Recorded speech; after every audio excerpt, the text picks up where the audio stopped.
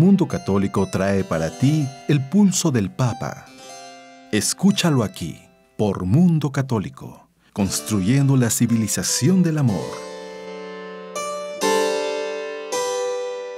Qué gusto saludarle a través de la radio, como cada semana, darle la bienvenida a estos servicios informativos y asegurarle que es un privilegio servirle a través de la radio, para quienes hoy le acompañaremos. Marisa O'Farrill. Y Roberto O'Farrill, junto con Roberto Pérez Armenta en los controles operativos. Marisa, buen día.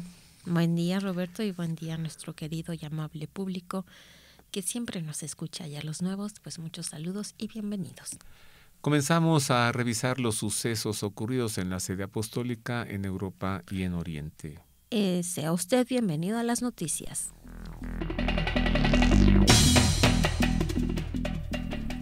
Comenzamos con noticias del Papa Francisco para informarle que de todos los pecados, la soberbia es la actitud más negativa para la vida cristiana, afirmó el Papa durante la audiencia general, celebrada el pasado miércoles 10 de abril en la Plaza de San Pedro del Vaticano.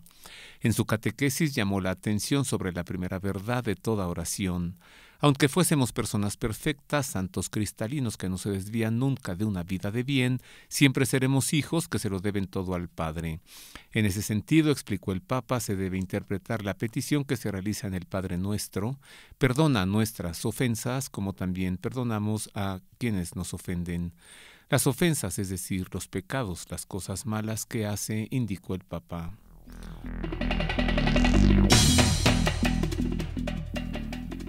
Al finalizar la audiencia general del miércoles 10 de abril, el Santo Padre recordó que está por finalizar la Cuaresma, por lo que dirigió diferentes mensajes en preparación para la Semana Santa y la Pascua. Nos acercamos al Domingo de Ramos, que nos introducirá en la Semana Santa de la Pasión del Señor, dijo el Papa a los peregrinos de lengua polaca, a quienes invitó a abrir los corazones al amor de Dios, que no escatimó a su propio Hijo, sino que lo entregó por todos nosotros, para nuestra salvación. Pronto celebraremos la pasión y la resurrección de Jesús, por lo que animó a recordar que sobre la cruz Dios nos ha amado más de lo que nunca lo amaremos, y exhortó a pedirle al Señor que tenga misericordia de nosotros.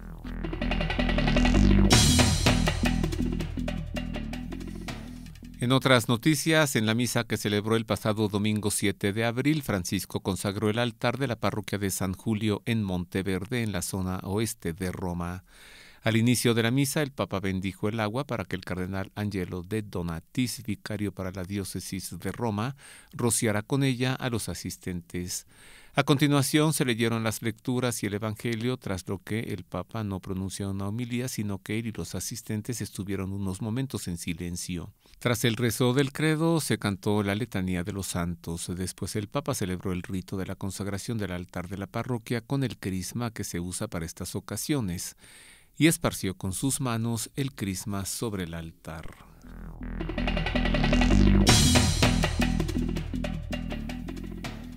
En la visita que hizo el pasado domingo 7 de abril a la parroquia romana de San Julio en Monteverde, Francisco afirmó que todos tenemos dudas, pero animó a pensar en esos momentos en la fidelidad de Jesús. Durante su encuentro con los grupos de catequesis, entre los que estaban niños de diferentes edades con sus padres, catequistas y jóvenes que se preparan al sacramento de la confirmación, una joven animadora de 20 años le preguntó al Papa sobre las dudas de fe y cómo es posible confiar sin reservas en Dios. El Santo Padre animó a pensar en la fidelidad en Jesús, porque Él es el único fiel. Nosotros somos fieles a los amigos, pero en ocasiones no somos fieles. Pero Jesús sí, es una fidelidad que nunca desilusiona.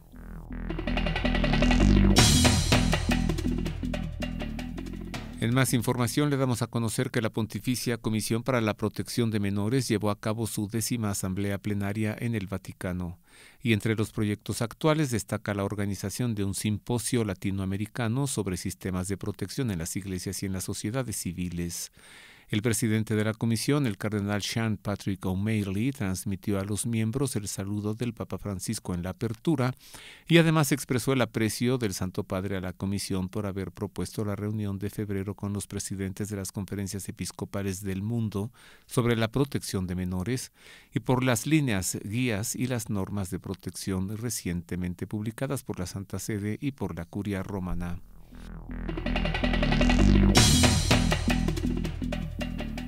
El Papa emérito Benedicto XVI publicó el texto La Iglesia y los abusos sexuales, en el que ofrece sus reflexiones sobre la actual situación eclesial y expone sus propuestas para enfrentar esta grave crisis. El texto escrito en alemán está dividido en 3 partes. En la primera presenta el contexto histórico desde la década de 1960. En la segunda se refiere a los efectos en la vida de los sacerdotes y en la tercera hace una propuesta para una adecuada respuesta de la Iglesia.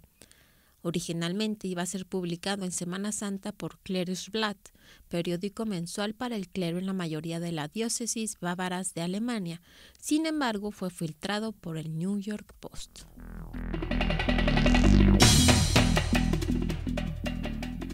En otras noticias le informo que la prelatura del Opus Dei en España emitió un comunicado manifestando su dolor y cercanía con los afectados tras reconocer haber recibido una denuncia de abuso sexual contra el sacerdote Manuel Cosiña, actualmente investigado y apartado del contacto con menores de 30 años.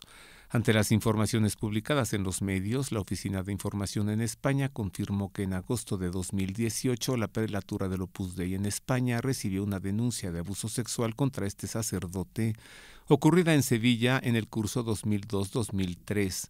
Según precisan, el denunciante era mayor de edad en el momento de los hechos.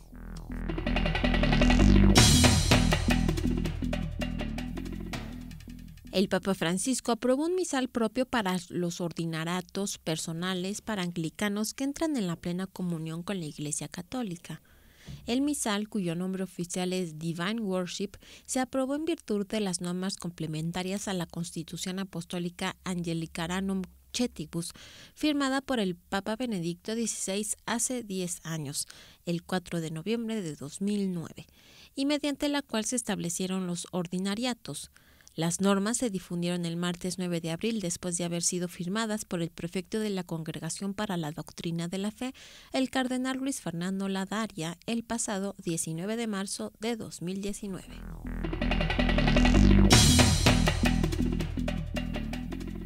El Papa Francisco recibió en el Vaticano el jueves pasado alrededor de 200 personas comprometidas contra la trata de personas, entre quienes se encuentran obispos, sacerdotes religiosos, fieles laicos, coordinadores de proyectos, agentes pastorales que representan a organizaciones católicas y expertos procedentes de diversas partes del mundo. Esta audiencia con el Papa, que ocurrió en el aula nueva del Sínodo, asistieron los participantes de una conferencia internacional sobre la trata de personas organizada por la sección Migrantes y Refugiados del Dicasterio para el Servicio del Desarrollo Humano Integral.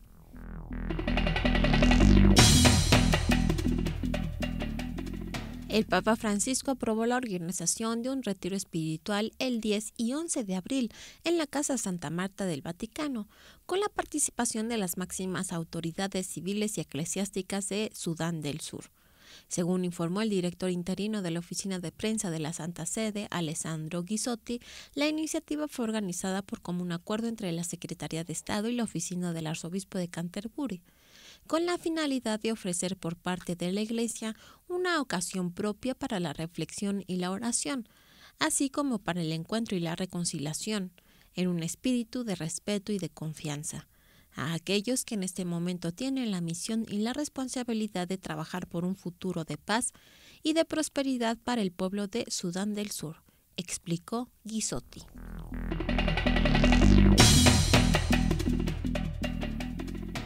En más noticias le informo que el Papa explicó que las palabras del crucifijo son un llamado a todos nosotros ante las limitaciones de la Iglesia. Así lo dijo durante una audiencia a los miembros de la fundación alemana sede de la misión de los franciscanos con ocasión de su aniversario número 50. Incluso hoy en día sufrimos a veces las limitaciones de la Iglesia. Las palabras del crucifijo son una llamada para todos nosotros. La renovación se llevará a cabo solo escuchando al Señor, dejándonos ser transformados por Él y continuando haciendo el bien con Él, afirmó, y destacó que esta fundación está formada por religiosos y fieles laicos comprometidos que junto a personas de buena voluntad ayudan a los necesitados y a los marginados en todo el mundo para buscar una humanidad mejor.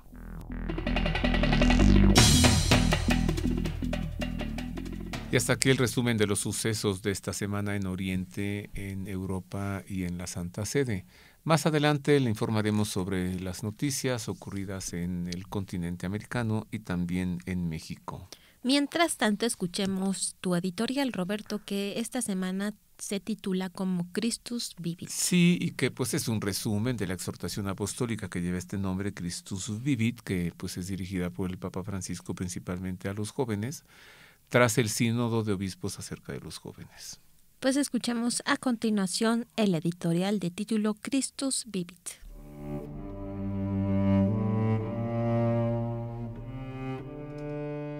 En la exhortación apostólica post-sinodal Christus Vivit del 25 de marzo pasado, en 50 páginas y en 9 capítulos, el Papa Francisco se dirige a los jóvenes.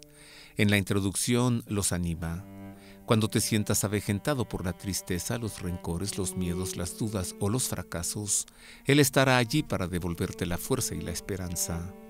En el capítulo 1, que dice la palabra de Dios sobre los jóvenes, les hace ver que la gloria de la juventud está en el corazón más que en la fuerza física o en la impresión que uno provoca en los demás. En el capítulo 2, Jesucristo siempre joven, les despierta la confianza.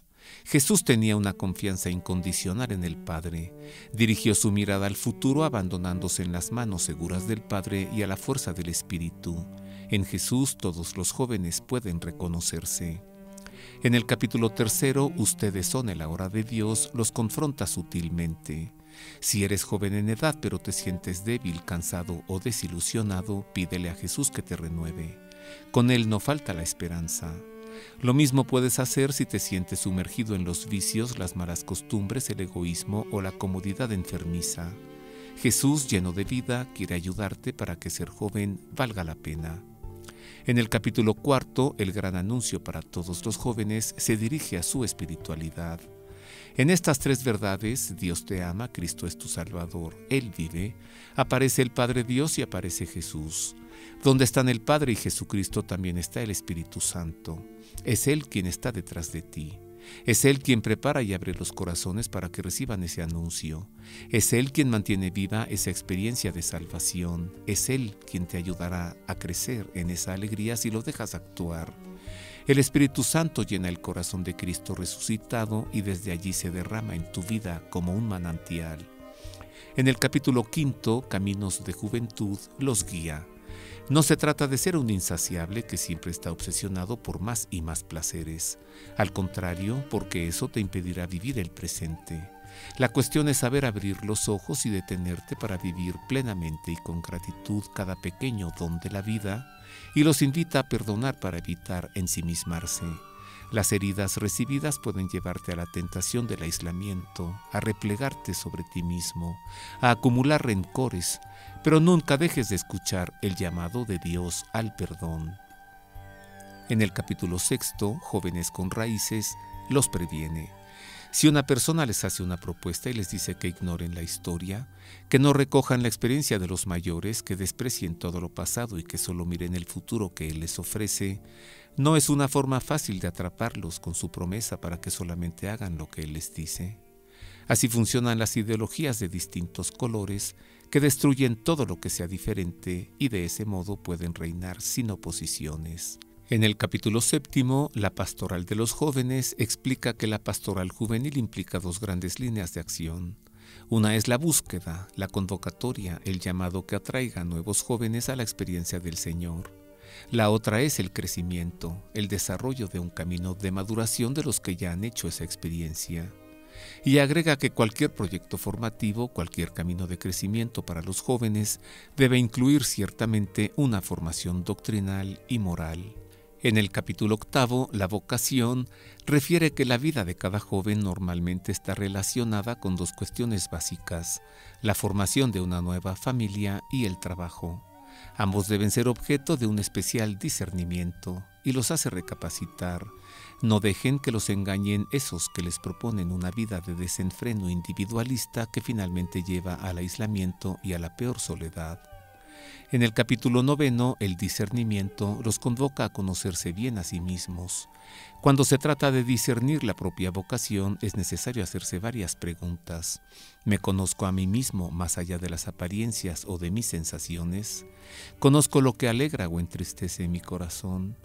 ¿Cuáles son mis fortalezas y mis debilidades? ¿Cómo puedo servir mejor y ser más útil al mundo y a la Iglesia? ¿Cuál es mi lugar en esta tierra? ¿Qué podría ofrecer yo a la sociedad? ¿Tengo las capacidades necesarias para prestar ese servicio o podría adquirirlas y desarrollarlas? Finalmente, los congrega. El Espíritu Santo los empuje en esta carrera hacia adelante. La Iglesia necesita su entusiasmo, sus intuiciones, su fe. Nos hacen falta.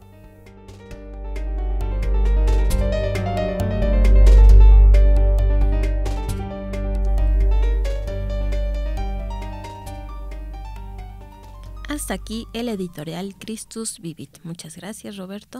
Es un placer pues hacer este breve resumen. Son unas 50 páginas del documento. Este es un resumen brevísimo. ¿Usted vio la película Luz de Soledad? Ah, ¿no la vio? Ah, qué mal, muy mal. Ah, sí la vio, pues qué bien. Tenemos aquí en el estudio con nosotros, pues haga de cuenta a las de la película, pero de carne y hueso, porque son ellas religiosas de la congregación que fundó ella, ¿no? Soledad Torres Acosta. Así que al regresar platicaré con 3 hermanas, siervas de María, ministras de los enfermos. Platicaré con Luz Rodríguez, con Sor Marina Batres y con Sor María Nelly, para que usted conozca a estas mujeres maravillosas que cuidan enfermos en sus casas. Sí. Volvemos con esto y con más. Póngase en contacto con nosotros a través de nuestro correo electrónico elpulsodelpapa@vericreer.com. Queremos conocer su opinión. Contáctenos en nuestro correo electrónico elpulsodelpapa@vericreer.com. Ya estamos de regreso, queridos amigos, en los servicios informativos de Ver y Creer. Ya están aquí en el estudio Luz Rodríguez, Sor Marina Batres y Sor María Nelly, religiosas de la Congregación de las Siervas de María y Ministras de los Enfermos. Voy a tener el gusto de platicar con ellas para que usted también quede muy informado y sorprendido de la actividad de estas maravillosas religiosas. Bienvenida, Sor Luz. Roberto, estamos muy agradecidas que nos ha invitado a su programa. El agradecido soy yo. Y pues es un privilegio y... Es un privilegio para mí. Agradecido además por todo lo que ustedes hacen. Pues sí, una Mire que bendición. yo sé de una orden hospitalaria que tiene más de 900 años, la orden de San Juan de Jerusalén, de Rodas y de Malta, ¿no? Sí, sí. Pero monjas religiosas que cuidan enfermos en sus casas, yo pensé que esto no existía. Pues fue una inspiración divina que don Miguel Martínez, un sacerdote diocesano, vio que faltaba este servicio en la iglesia. Y de ahí le vino la inspiración y se propuso de juntar 7 religiosas para comenzar la obra. Y pues de todas, la que quedó fue Madre Soledad. La fundadora. Y ella quedó como fundadora porque el padre era muy emprendedor y se fue a hacer otra misión a Fernando Po, en África, y se quedó Madre Soledad al frente de la comunidad. Madre Sí. Luz, a ver, yo, aunque ya las conozco, Gracias. yo de todos modos sigo pensando que esto es increíble. O sea, ¿cómo es? Una persona les llama por teléfono y les dice, tenga aquí un enfermo, vengan a cuidarlo. O sea, yo no lo puedo creer. ¿Y ustedes Sí, van? Esta es la realidad. Sí pueden, ¿A cambio de qué? a cambio de mostrar nuestro amor a Dios y a nuestro prójimo. Es la única paga que tenemos es el amor de Dios, la entrega a Dios. Mire, lo diré con pena. Cuando mi papacito estaba muriendo y varios meses en el hospital, Ay, quedarme yo con él. Toda la noche allí en un sillón. Sí. Era tan difícil para mí. Y Es ustedes fuerte. hacen esto. Sí. Se quedan ahí junto al enfermo, sentaditas en un sillón toda la noche. Toda la noche, está al pendiente de sus necesidades y también dándole cuidados, cuidados de atención que necesite, porque a la vez que somos religiosas, somos enfermeras, para poder brindarles el mejor servicio. Le da sus medicamentos, lo inyecta. Le aplicamos los medicamentos, si es necesario bañarlo, darle la cena, estarlo cambiando de posición en la noche para que no vengan las úlceras por decúbito. A ver, ahí le voy. Cambiarle los pañales. Cambiarle su pañal, Au. hacerle su aseo. Y como le digo, es muy importante estar cambiando de posición para que no se escare, porque se les empiezan a hacer las úlceras por decúbito y se hacen cavernas. Entonces, es algo muy importante que los enfermos tengan movimiento, de un ladito, luego del otro ladito, así, más o menos cada 2 horas. Y si está muy dormidito. ¿Cuántas son ustedes aquí en la Ciudad de México? Aquí en la Ciudad de México estamos 14 hermanas. 14 hermanas. Sí, pero ¿Y cómo se dan abasto? no nos damos abasto, porque aparte tengo 5 enfermas en casa.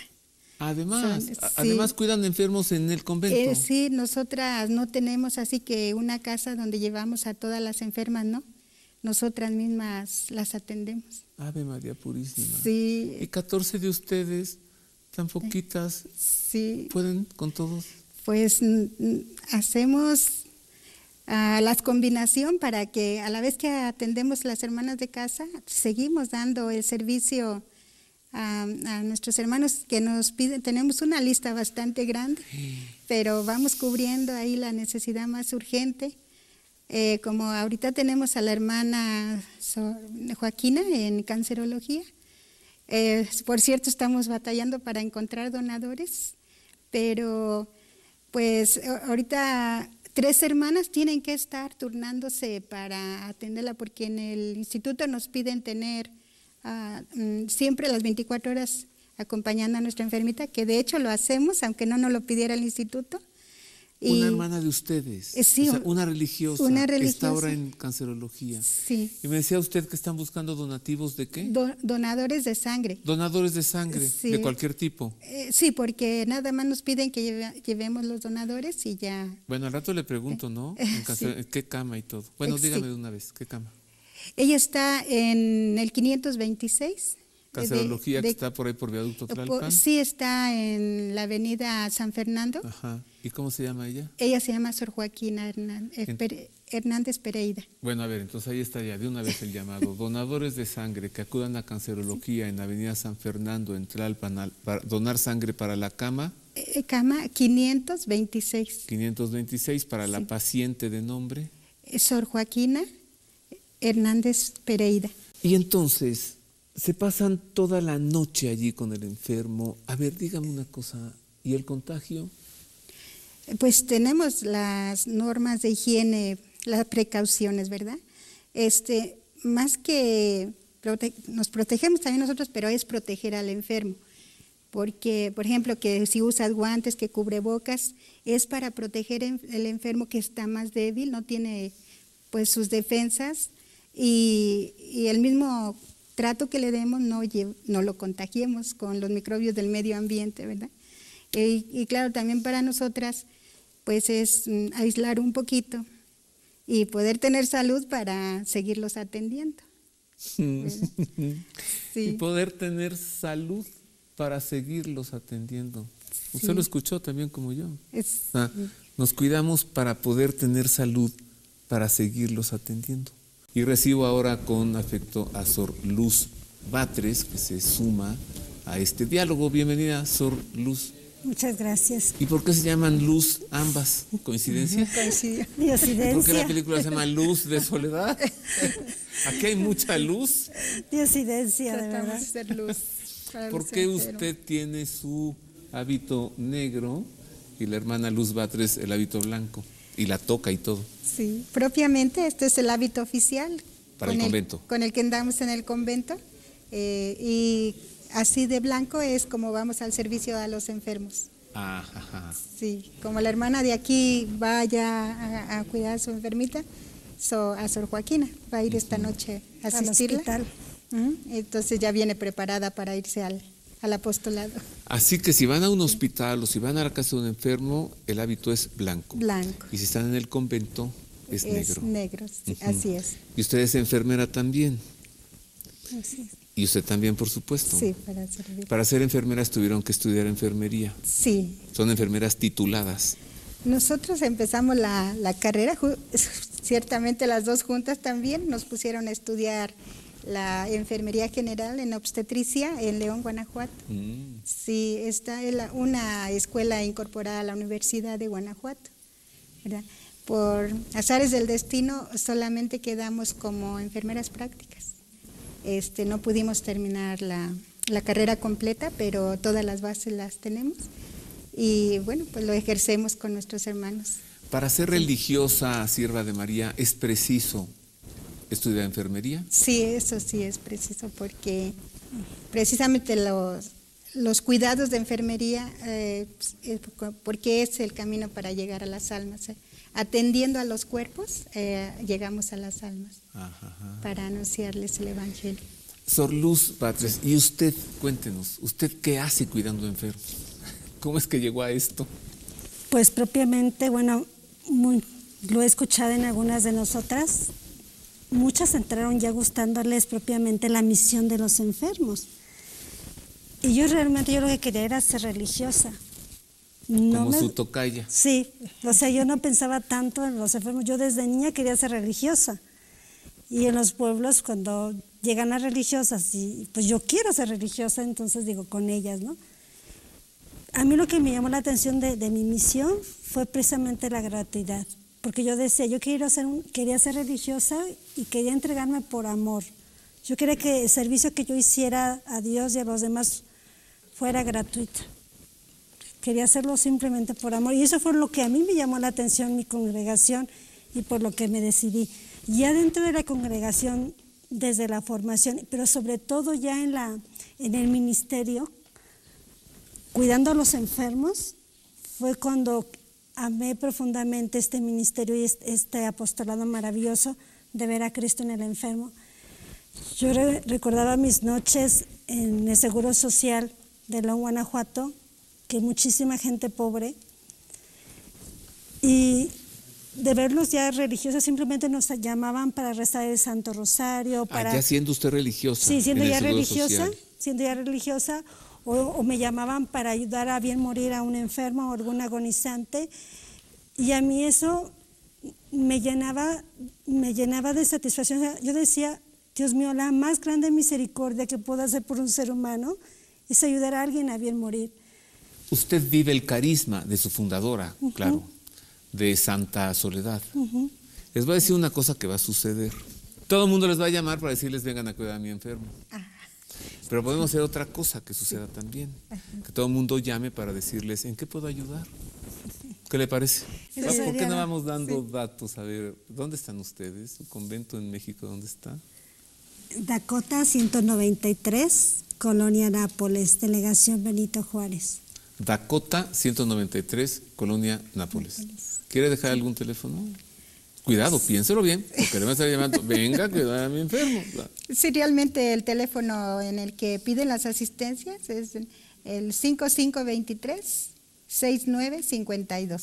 Igual, si alguna joven quiere conocer más nuestro instituto, que esté interesada a querer ser religiosa, a este teléfono puede llamar. Al mismo. 5523-6952. 5523-6952. 52. Muy bien. Bueno, avanzamos entonces.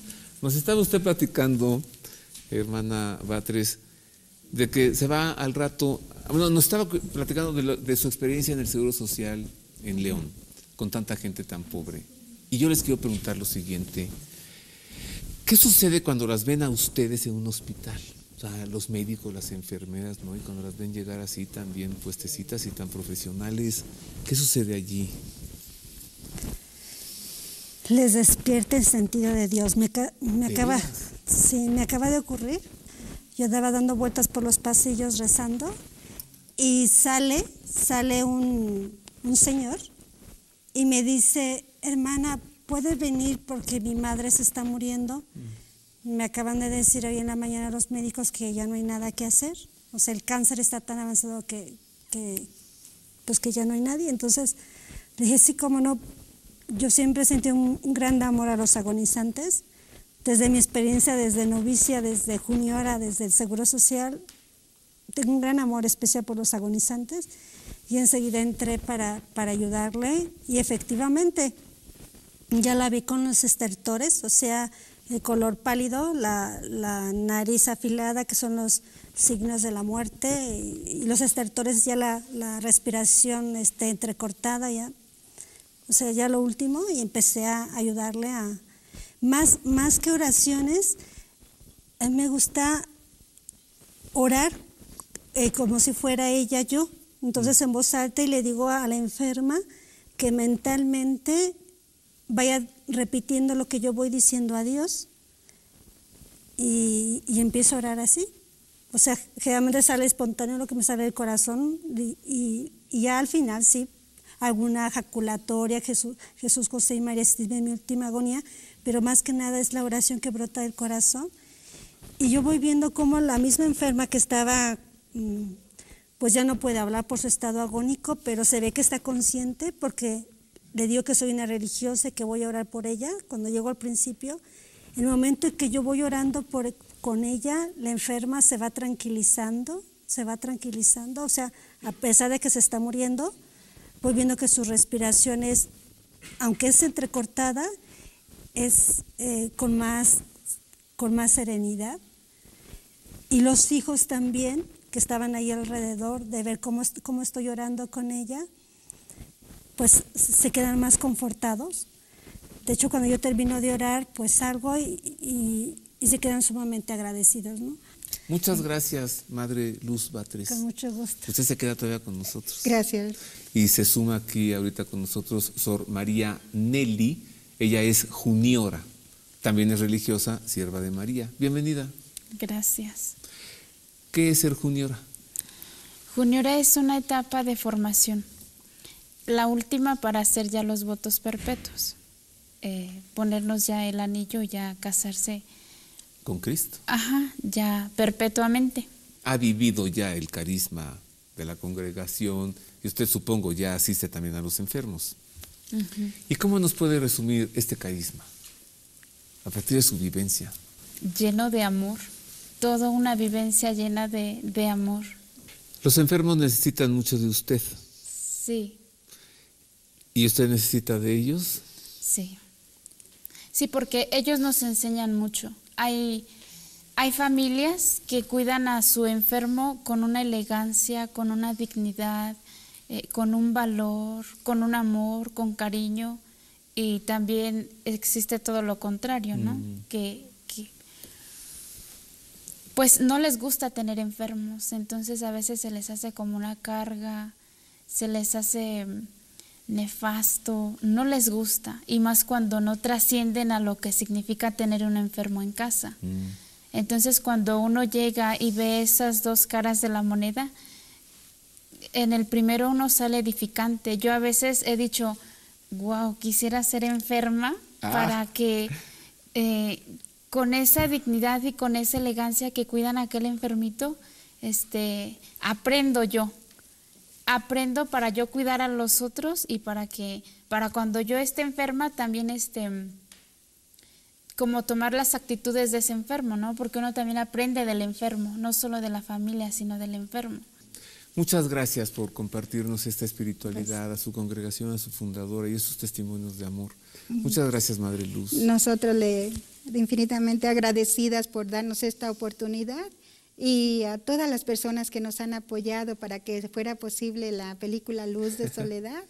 De veras muy agradecidas, y que primeramente Dios, que llegue a los estados, también vayan a ver la película porque llega al corazón, maneja profundamente los valores humanos y cristianos y que toca a toda persona de buena voluntad. Sí, apoyemos el cine católico. Muchas gracias, Sor María Nelly. De nada. Nos vemos en octubre. En octubre. Me va a invitar a sus votos perpetuos. Y gracias también a Sor Luz Batres por habernos acompañado. Y gracias a usted por el favor de su atención.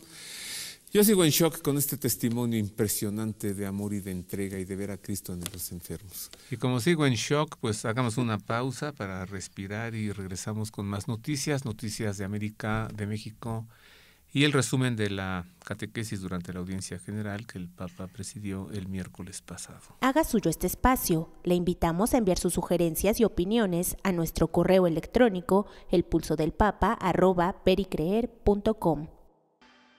Comparte este espacio con nosotros. Escríbanos a nuestro correo electrónico elpulsodelpapa@pericreer.com. Continuamos, queridos amigos, en Ver y Creer. Todavía tenemos mucho que informarle. Vamos a repasar los sucesos ocurridos en América y en México. Así que nuevamente sea usted bienvenido a las noticias.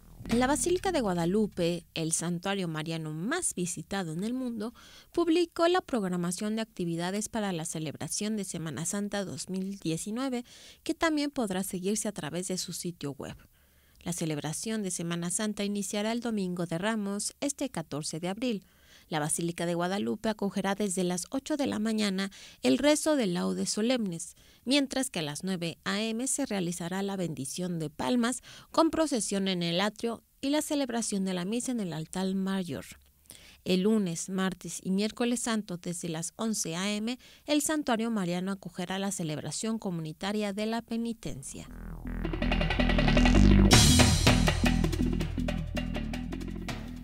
En otras noticias, el vicepresidente de la Conferencia del Episcopado Mexicano, Monseñor Carlos Garfias Merlos, alentó a que se apruebe la ley de libertad religiosa impulsada por la Iglesia Católica y otras denominaciones cristianas en el país. Entrevistado por la prensa, Monseñor Garfias Merlos señaló que esta propuesta legislativa busca la libertad de poder profesar la fe, expresarla, celebrarla, manifestarla, vivirla con el respeto debido para todos, así como entender la laicidad en el sentido positivo y no la laicidad como se ha entendido restrictiva y negativa. El obispo mexicano pidió un compromiso de darle la aprobación y el valor importante a la ley de la libertad religiosa.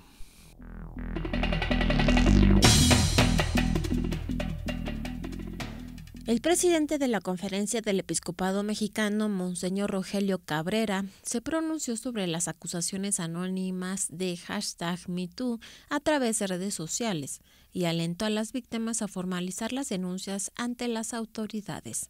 En las últimas semanas, diversas cuentas han difundido en las redes sociales denuncias sobre supuestos casos de abuso y acoso por parte de periodistas, músicos e incluso sacerdotes.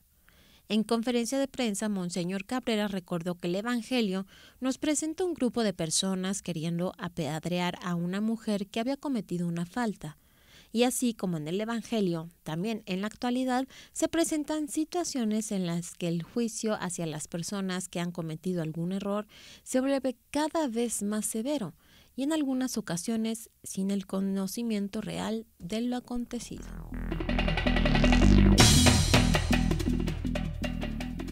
En más noticias de México, le informamos que la Catedral de Cuernavaca fue nuevamente abierta al culto el 7 de abril, luego de que fueran reparados los graves daños que sufrió en el terremoto del 19 de septiembre de 2017. Antes de celebrar la misa de mediodía, el obispo de Cuernavaca, Monseñor Ramón Castro, presidió una celebración especial bendiciendo diversos espacios de la catedral restaurada. En declaraciones a la prensa mexicana, Monseñor Castro aseguró que es verdaderamente un don de Dios el poder volver a celebrar en nuestra querida catedral y aseguró que su rehabilitación es fruto de un trabajo enorme de mucha gente.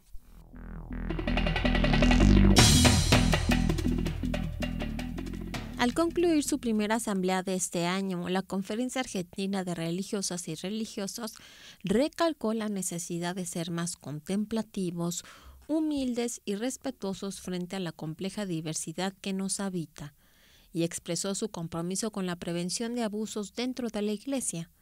La asamblea anual se realizó del 2 al 5 de abril en la Casa de Ejercicios El Cenáculo, La Montonera de Pilar, bajo el lema «Hagan lo que Él diga, ya es la hora». En su declaración, la Conferencia Argentina de Religiosas y Religiosos explicó: Hemos dedicado una jornada para acercarnos a la realidad de los abusos en la Iglesia, dejándonos afectar por el dolor de las víctimas.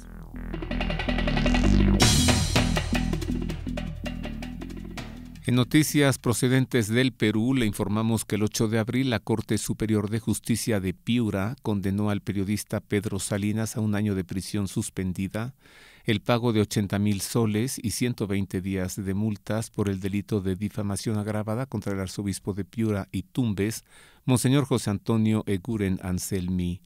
La jueza del primer juzgado unipersonal penal de Piura, Judith Cueva Calle, señaló en su sentencia que la libertad de expresión no es absoluta, tiene límites, el honor de las personas, indicó al diario Expreso.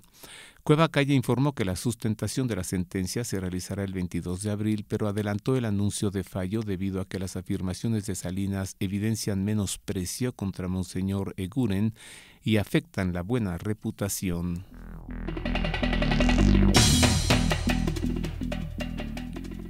El arzobispo de Boston, el cardenal Sean O'Malley, expresó su rechazo a 2 proyectos de ley que buscan, entre otras cosas, permitir la práctica del aborto durante el embarazo en el estado de Massachusetts en los Estados Unidos. En una declaración publicada el pasado sábado en el diario católico The Pilot de Boston, el cardenal explicó que los proyectos de ley HB 3320 y SB 1209 propuestos en la legislatura de Massachusetts tendrían consecuencias extremas para la protección de la vida. Si bien estos proyectos han sido descritos como medios para proteger lo que establece la decisión de la Corte Suprema en el caso Roe versus Wade, que legalizó el aborto en Estados Unidos en 1973. Ciertamente van más allá y nos pueden llevar en una dirección peligrosa, señala la declaración.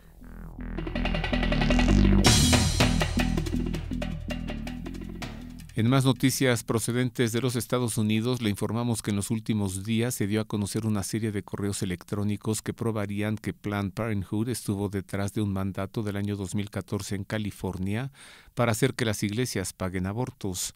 El 4 de abril, 3 iglesias apelaron la medida por considerar que esta viola la libertad religiosa y de conciencia. En apoyo de estos grupos, abogados de la Alianza de Defensa por la Libertad presentaron correos electrónicos enviados entre Planned Parenthood y funcionarios del Departamento de Salud y Servicios Humanos. El gobierno no debe forzar a las iglesias a pagar abortos. Es vergonzoso e inapropiado que el gobierno no lo hiciera, en este caso ante la presión de Planned Parenthood, afirma en una declaración Jeremiah Gallus, abogado de la Alianza por la Defensa de la Libertad.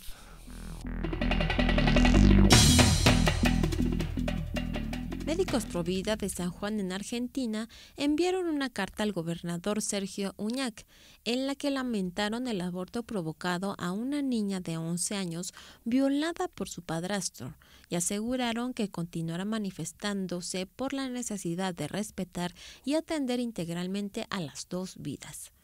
La solicitud de aborto fue realizado por las defensoras oficiales de menores e incapaces Patricia Cireira y Laura Romarión, luego de que las maestras de la menor dieron cuenta de su embarazo, producto de los reiterados abusos de su padrastro.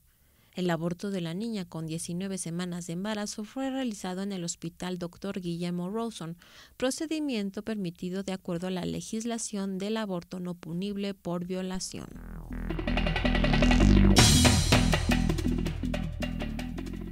En más noticias de Perú, le informo que el Ministerio de Educación de ese país retiró de su sitio web oficial un controvertido texto escolar que incentivaba a alumnos de tercero de secundaria a experimentar el placer sin límites con la masturbación y el sexo de diversas formas. No obstante, el texto ya ha sido impreso y distribuido a menores de edad. El abogado del colectivo Padres en Acción, Alberto González, realizó la denuncia el 6 de abril durante el programa Philip Butters en vivo. González denunció que en la página 82 del libro, que aborda la conducta sexual, había en la parte baja un enlace que dirigía a un sitio web en el que se detallaban técnicas para expresar el placer sexual sin límites, entre los que se puede hallar la masturbación, que resulta, según dice esto, beneficiosa para liberar tensiones, además de otras variadas formas de sexo.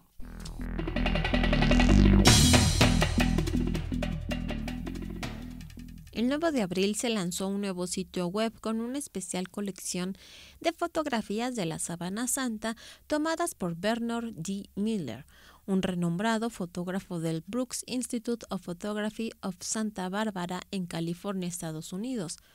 En 1978, Miller fue designado como el fotógrafo científico oficial del proyecto de investigación de la Sábana Santa, conocido como STURP.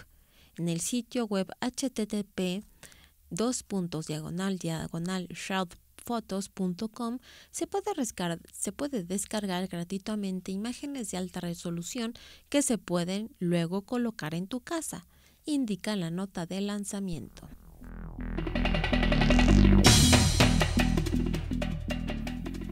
En información procedente de Colombia, le damos a conocer que bajo el lema Peregrinando Juntos Anunciamos a Jesucristo, miles de fieles participaron en la 19ª edición de la Marcha del Perdón convocada por la diócesis de Cúcuta para sensibilizar a la población sobre la misericordia, la verdad, la justicia y la paz. Cristo es una razón para esperar y de frente al dolor, al sufrimiento, al pecado, está la gracia del Señor, expresó el obispo de Cúcuta, Monseñor Víctor Manuel Ochoa Cadavid, quien junto a las comisiones de Pastoral de Multitudes y de Pastoral Social, vicarios territoriales, decanos, párrocos, movimientos apostólicos, entre otros, se encontraron en la Plaza de Banderas.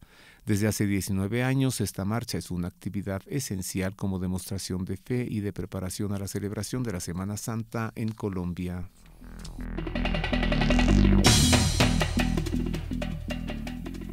Y hasta aquí las noticias, queridos amigos. Terrible esto del Perú, ¿no? ¿Qué porquerías hacen? ¿Cómo les enseñan a los niños esas cosas en los libros de texto? Qué poca vergüenza, qué degradación, qué decadencia, que un loco allí pervertido ha de poner en los libros de texto eso. ¿Por qué no mejor se los enseña a su mamá, no? En vez de a los niños.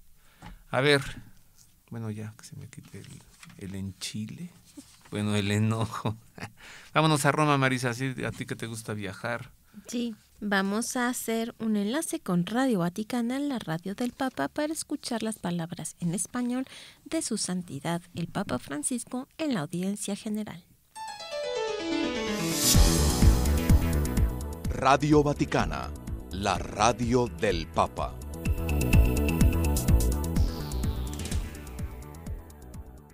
Queridos hermanos, consideramos hoy la petición del Padre Nuestro, que dice: perdona nuestras ofensas, como también nosotros perdonamos a los que nos ofenden. En toda oración del cristiano se contiene una petición de perdón a Dios, ya que por muy santa que sea nuestra vida, siempre somos deudores ante Dios. Por eso la soberbia es la actitud más negativa de la vida cristiana. Se arraiga en el corazón, sin que muchas veces nos demos cuenta, e incluso afecta a las personas que llevan una intensa vida religiosa.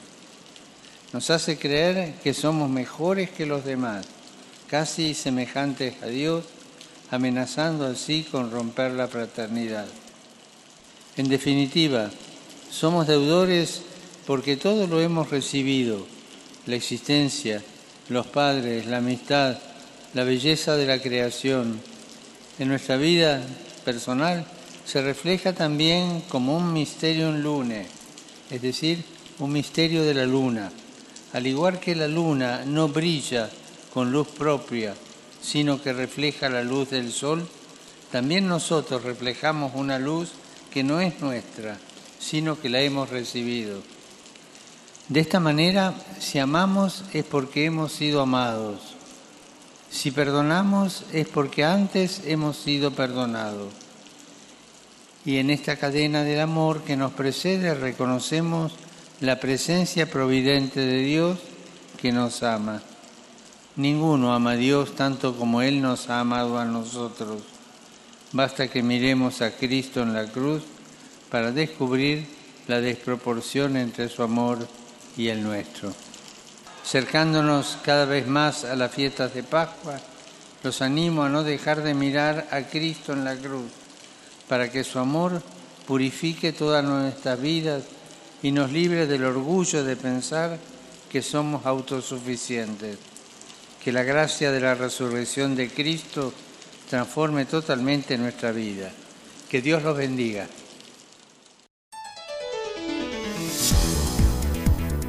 Radio Vaticana, la radio del Papa. Y hasta aquí el resumen de la catequesis del Papa, y hasta aquí también nuestro enlace con Radio Vaticana, y hasta aquí también nuestro programa por hoy. Nos vamos, pero le esperamos la próxima semana con más noticias, con más información, con más entrevistas, pero sobre todo con mucho deseo de servirle a través de la radio. Hemos estado con usted hoy, Marisa O'Farrill y Roberto O'Farrill, junto con el ingeniero Roberto Pérez Armenta en los controles operativos, y los tres anticipadamente le deseamos unas felices Pascuas de Resurrección. Marisa, pásatela bien. Gracias igualmente, y muchos saludos a nuestro querido y amable público, y le agradecemos por habernos escuchado. Hasta luego, y le dejamos con la bendición del Santo Padre. Dominus vobiscum, et cum spiritu tuo, sit nomen Domini benedictum, et hoc nunc et usque in seculum, aiutorium nostrum in nomine Domini, qui fecit caelum et terram. benedicat vos omnipotens Deus, Pater et Filius et Spiritus Sanctus. Amén. Mundo Católico trae para ti el pulso del Papa. Escúchalo aquí, por Mundo Católico, construyendo la civilización del amor.